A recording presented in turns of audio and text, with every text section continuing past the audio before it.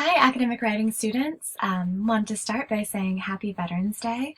I hope you're taking some time to honor and celebrate the veterans that you know. And I also wanted to make this video to go over what we would have covered in class. So the main things are the research essay and writing research questions. So one of the main goals for this course is to adapt your tone and style to different genres. So hopefully you're sticking with the same topic for both the analysis and the research essay. This is going to allow you to see some of the differences with your tone and style. So for the analysis essay, your goal was to examine the rhetoric of the two sources you selected. So your thesis was about the effectiveness of the sources. Your tone was analytical and academic, and your content was your opinion about the sources. Now for the research essay, your goal is to present a research-based argument to persuade your audience. Your thesis will be about the topic, the larger topic. And the content is really your reasoned academic opinion about the topic. What's your stance? What's your position? So you can recycle portions of your analysis essay, but adapt the tone and the focus. So for instance, maybe you wrote a really great introductory paragraph. Go ahead and use some of that. You'll have to change the thesis statement, but you can reuse your hook. You can reuse some of that content.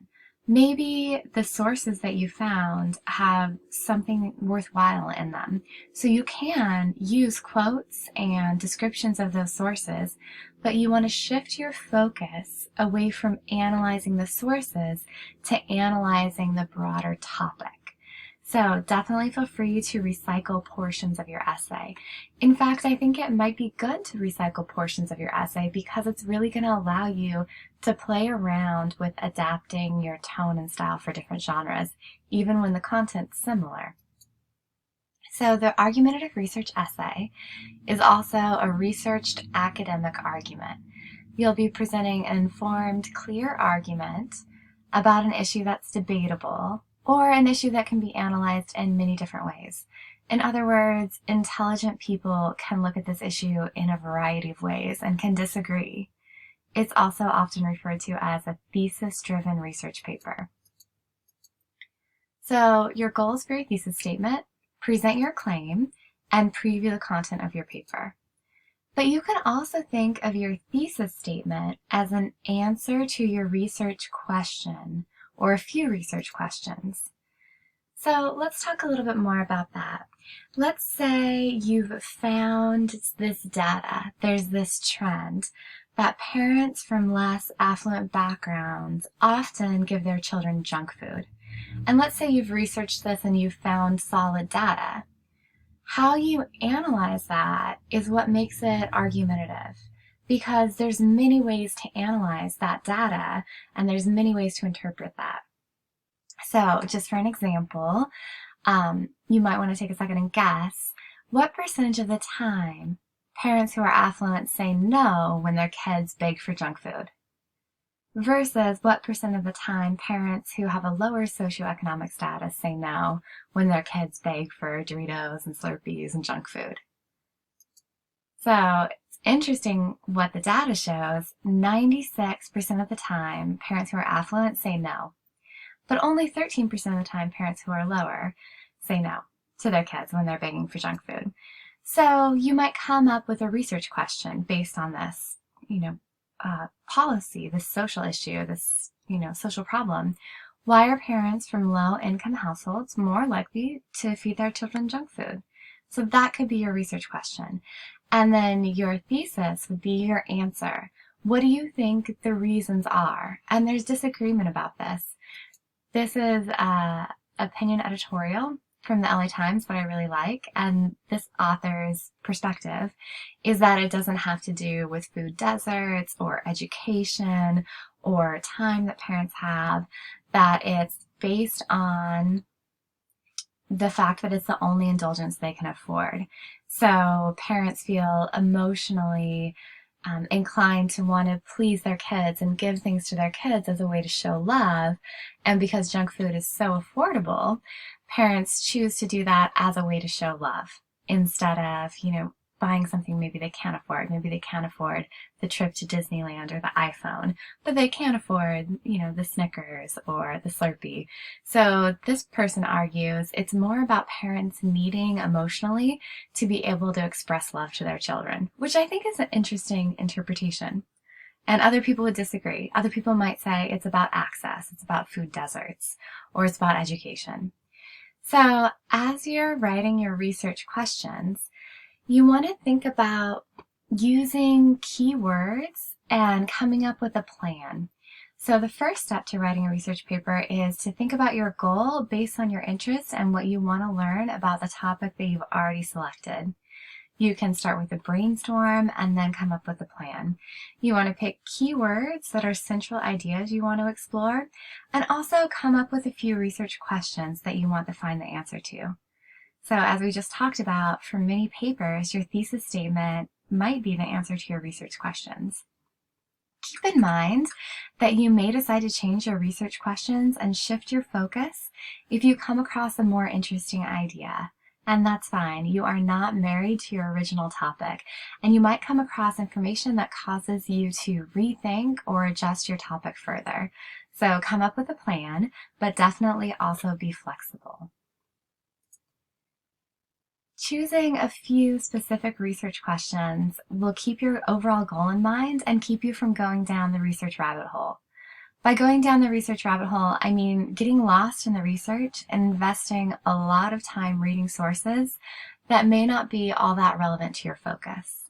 If you have a lot of curiosity about your topic, it can be very tempting to read everything that you find that is somehow connected to your topic. Keeping your research questions in mind should help you eliminate sources that are only tangentially related to your topic. So I really recommend scanning your sources, and if they look interesting to you but are not completely relevant to your topic, I encourage you to just set them aside and keep searching for sources that are very relevant, very connected to your focus. For sources that you might not use, but you want to read later, you could just save all the links for yourself and put them in a Google Doc or email them to yourself. Give yourself permission to stay on track and read those sources later, maybe during week 13. So another thing I want you to keep in mind is you want at least some of your research questions to require analysis. So something that can't be answered with just facts alone and needs your interpretation. So since it's more than a summarized version of what others have said and written, you want to be exploring your own opinion about the issue.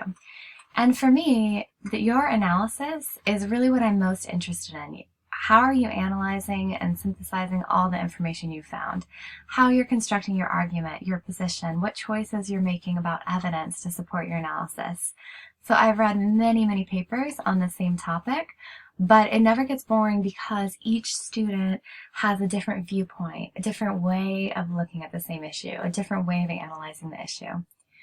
So just to give an example, if I'm writing about homeless people in San Francisco and I've decided that's my social issue, I might have some questions that are just, answered with facts alone, because those might be important for the context. I might have some, quite a few of these. So I might be curious, what percentage of the homeless people in San Francisco are employed either full-time or part-time? And then I'd want to research that. 13% is kind of higher than I was guessing. But I'd also want to have some questions that require my own interpretation, my own position, my own analysis. So questions like, how is the cost of rent contributing to homelessness? Or should rent be controlled? Or which solution is better than other alternatives? So those all require some analysis. The second thing I'd like you to keep in mind for your research questions is that they should all be connected. They should all feel like they belong in the same essay and have the same focus. You may have heard people say that research is a cyclical process. By that, they mean that you'll be searching and then you'll be evaluating and then writing. And then in most cases, you'll be returning to the research stage. You'll be determining if you have enough information and going back and looking for any gaps in your research. So you may end up going in a direction that you didn't originally envision, and that's great. That's what makes the research process so dynamic. So for this week, you're going to be writing 3 research questions. 3 is sufficient. And I like you to frame these questions around what you really would like to discover. Your questions might shift as you continue to research, and you're going to post them to a forum that's going to be up on Sakai. So this is an example from a past student.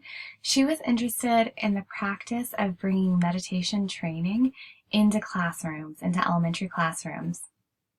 So she wanted to find out what the key benefits were. She wanted to find out why there's resistance. So some parents and some educators are not happy with this being part of the school curriculum. And then what are the reasons why it's necessary? So those were her key research questions. So for this week, peer review, you may have already done that. Go ahead and do that by Friday and just email me who you worked with and one piece of advice you found useful. Analysis final draft. So you should have received my feedback, or you will soon, and then you'll make revisions based on that. And then the forum posting of your research questions, and then responding to your classmates' forum postings. So I hope that everybody has a great Veterans Day and a great week 6. Please reach out to me if you have any questions.